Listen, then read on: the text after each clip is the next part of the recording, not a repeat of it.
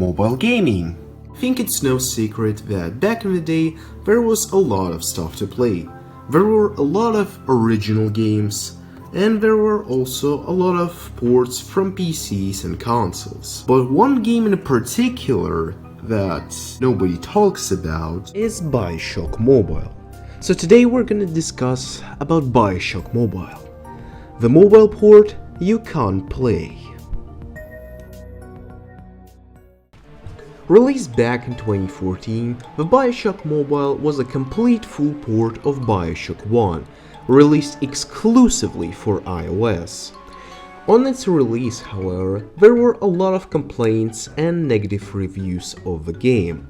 A lot of people complained about the fact that the port did not run at all on their older iOS devices like iPhone 4S and other iOS devices that shared similar specs with iPhone 4S. Which is actually the reason why this video took a while to be done, because my iPad 2 is basically just that. But more on that later. Another complaint that people had with this port is its heavy $15 price tag. Not only it was one of the most expensive iOS PC/console ports, but it was also more expensive than PC and console counterpart. The app was then removed from the App Store sometime later. But was it really that bad? Well, why not try it ourselves then, right? Let's bring our iPhone 15 Super Duper Max or whatever, plug it into our computer and get it installed. Wrong! You see, the thing I haven't mentioned is the reason why it was removed. In 2015, iOS 8.4 update came out, which made the game completely unplayable. If you're gonna attempt to launch the app on that update, it'll be stuck on the black screen, completely failing to load. Now, it was supposed to be fixed, but that never happened, and the app was just left in a broken state and would be finally removed from the App Store. As I mentioned before, the game does not run at all on my iPad 2, which has a 5 processor. If I attempt to run it there on iOS 7, it will run like shit. Menu runs okay, but the second we go outside of that, game just runs 3 frames per second and I cannot move whatsoever. This pretty much makes our device compatibility with this game very limited, from A6 devices to A8X devices. And the devices in question should run iOS 7 to iOS 8.3, which is why I need iPhone 5 for this, which has a 6 processor and is supported by the game. It may be the slowest iPhone that is supported by the game officially, but it'll work. The only problem now is getting this thing to iOS 7, since we're right now at iOS 10. That's, my friends, where the adventure began. So first thing I did is I jailbroke iOS 10 by downloading Cookie on my computer. I disabled Microsoft Defender because this piece of shit kept deleting Cookie from my computer. So I downloaded it on my computer and used a program called Sideloadly to install this app using my Apple ID onto this iPhone. After I did that, I jailbroke it using the app Attic Enable Legacy Patches. I opened Cydia, updated it, and added this repo you see on the screen.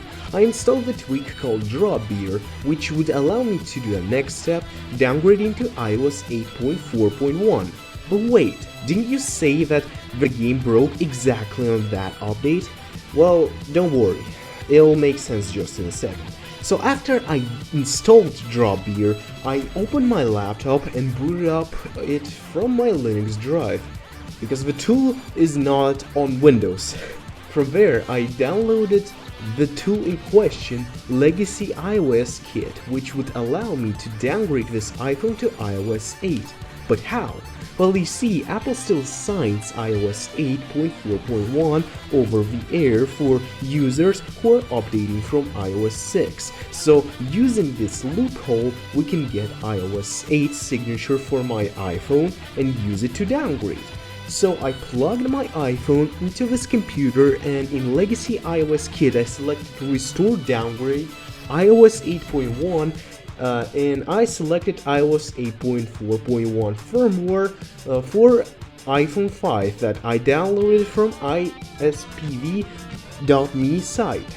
The script then prompted me to lock the device and type the default root password, which is Alpine. After I did that successfully, the iPhone started restoring to iOS 8. Now, the reason why we are on iOS 8.4.1 is because it has untethered jailbreak, and that allows us to properly dual boot older iOS like iOS 7 using a program called Coolbooter SLI. So I'll jailbreak my iOS 8 using a program called ETSON. While doing that, I disabled Microsoft Defender again because that piece of shit kept deleting my file as well, like with Kashi. So I killed him and I installed ETSON using the same program called Sideloadly. I clicked on jailbreak and that jailbroke my device, except now it's forever because it's untethered. After I did that, I went to Cydia, updated it, and added this repo and downloaded Diaboots Migrator, which will basically migrate me to a better iOS untethered jailbreak for iOS 8. After the migration was complete, I uninstalled the migrator and added the Coolbooter repo and downloaded Coolbooter SLI and the M terminal.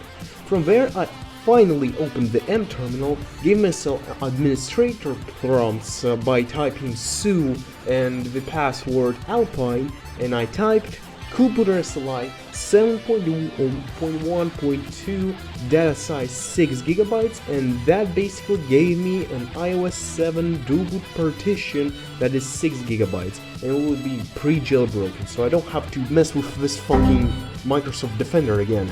Good lord. And now that we are finally on iOS 7, we can update Cydia, install AppSync, and using it, we can install Bioshock Mobile. Dear God! Now for those who are wondering, yes, this can be replicated on any other 32-bit iOS device, except iPhone 5C, because you can't downgrade it to iOS 8. It's not signed there, so you will have to use Taffer downgrade to iOS 7 if that is you. Also, side note for iPad free users, apparently the game is actually playable there. It's because the processor on this is actually A5X. The game isn't officially supported on iPad free, but from the forums I read, it is actually pretty playable. And it has some hitches and lags, but it should be alright compared to the iPad 2 because of A5X processor and 1GB of RAM. Now that we finally have this port, was it really that bad? Well, from my experience, it wasn't. The footage you are seeing right now is made by me on the iPhone 5. To be honest, when I played through this game, I was surprised on how well it runs. Sure, a lot of textures went to PS Vita graphics level, sure the phone was pretty toasty when it ran, but the amount of low poly but details and the dialogue it had without a single frame drop was insane, and it all ran on this old phone. However, one thing that I don't exactly like is the anti-aliasing it uses.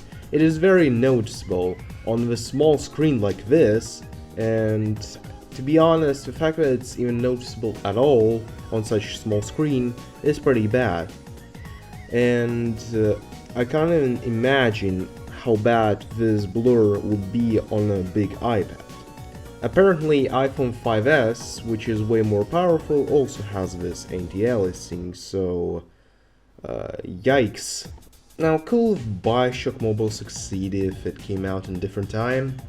Well, maybe or maybe not. If it came out right now, the Bioshock Mobile will most likely look like the original.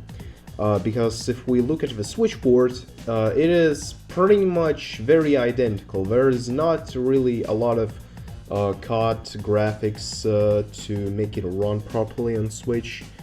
If it came out on like iPhone 15 Pro Max, it will definitely look one-to-one, honestly, since it's a PlayStation 3 game. But despite that, it would still fail, in my opinion, because of the price.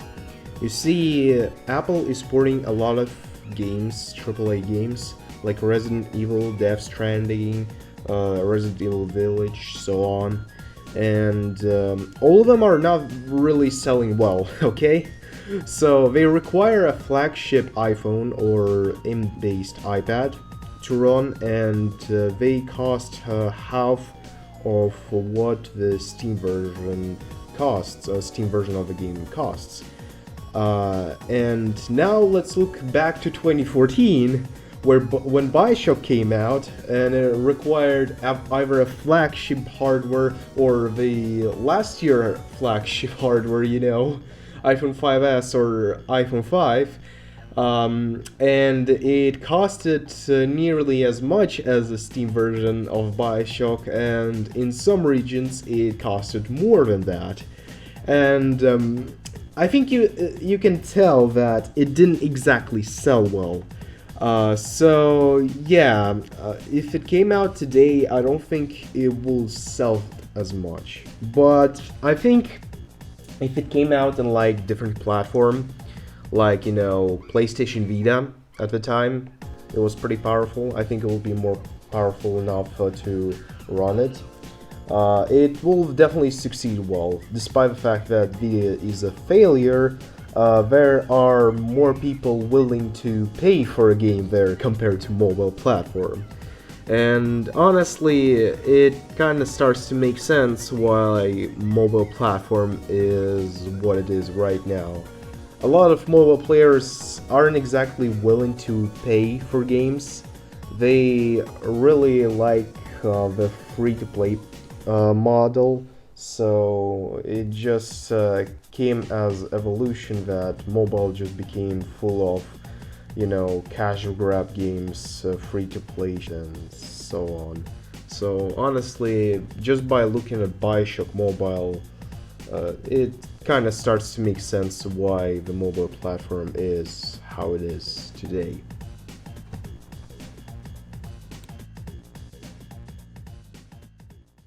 And that was Bioshock Mobile.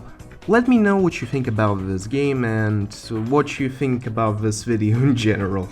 It took me a while to make. I had a ton of shit in the background as well, so it took a little bit more than it should have to make this video. But if you enjoyed it, please like. If you're new, please subscribe, and if you enjoyed it, please comment. And if there's something that you didn't like about this video, please comment as well. It would definitely help me improve on those things. Thanks for watching, and I see you all in the different apps.